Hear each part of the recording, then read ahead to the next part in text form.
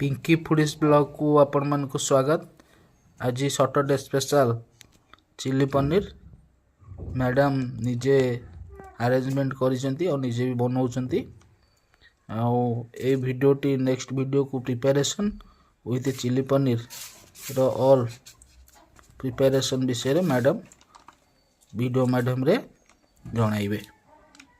पनीर टी को cornflour paste रे मिक्स करा हे जेसेलानी एबे तेल रे पनीर टी को छणा जीवो। मैडम ऑलरेडी तेल ढाली साइलेनी कढ़ाई रे।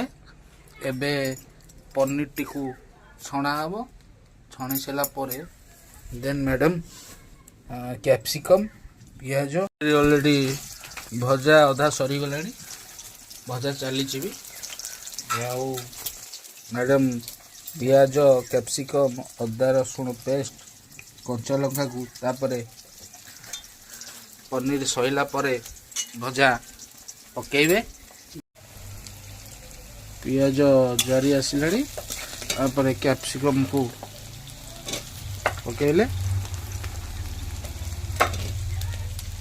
कैप्सिकम परे अदा रसुण पेस्ट भी पका ही गला। पकैसला आपको भी पियाज सहित टिके मिक्स करिकी भलसे तेल जारी देबा। हाफ तेल जारी आसला परे स्वाद अनुसार लुण चमच पकेले। एबे टमाटो सॉस चिली सॉस और सोया सॉस पकाई जाइए।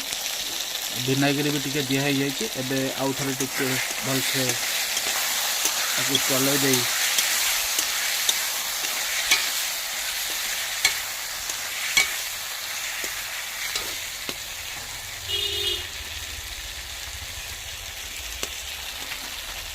टिके चिल्ली पाउडर भी राग मुझे बेसी राग करा हबनी। चिल्ली पाउडर अल्प टिके पकाला।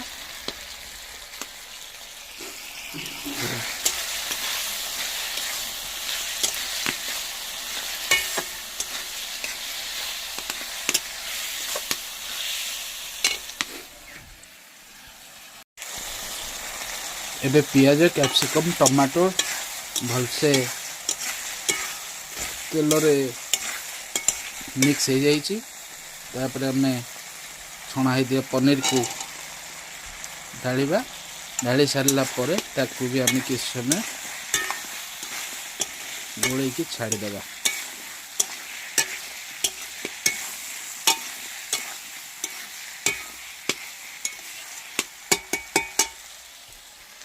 पनीर हो गला पर आम साइड रे कॉर्नफ्लावर पानी की साइड रे दे देकी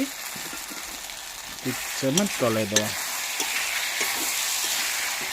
कॉर्नफ्लावर टा देले पनीर गुड़ाक बांधे और ग्रेवीटा सेमी ग्रेवीटा टिके रहे और खाइबा को बहुत टेस्ट लगे।